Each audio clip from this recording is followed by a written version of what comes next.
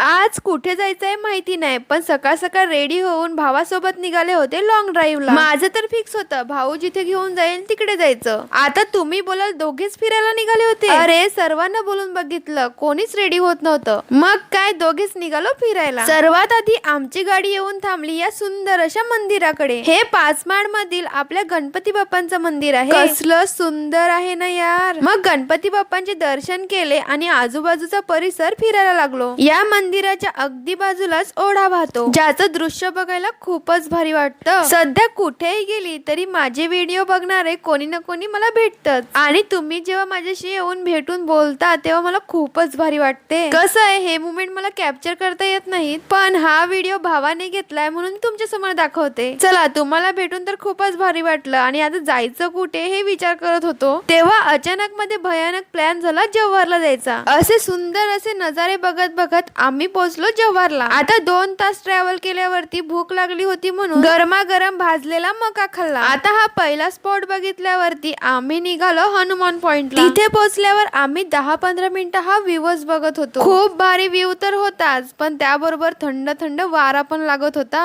आणि हा आहे आपला जव्हारचा राजवाडा. आता इथे तर गेलो नाही म्हणून लांबूनच दाखवतोय. आणि इथून आम्ही गेलो एका पवित्र ठिकाणी, ज्या ठिकाणाचं नाव आहे शिरपमाळ. आता ही जागा आपल्या छत्रपती शिवाजी महाराज यांच्या पदस्पर्शाने पावन झालेली जागा आहे. त्यामुळे जव्हारला कधीही आला तर इथे नक्की येऊन जा. मग इकडून 2-3 स्पॉट फिरलो आणि नंतर आपला कॉन्टॅक्ट झाला जव्हारची फेमस ब्लॉगर स्नेहाताई यांच्याशी. त्यांच्यासोबत पण घाई मध्ये भेट झाली, पण भेटून खरंच खूप भारी वाटलं. जव्हारच्या एका फेमस हॉटेलमध्ये जेवण केलं आणि लगेचच निघालो घरी यायला, आणि कारण पाऊस पण यायला सुरुवात झाली होती. चला तर मग आजच्यासाठी इतकंच. उद्या भेटूयात, तोपर्यंत टाटा बाय बाय.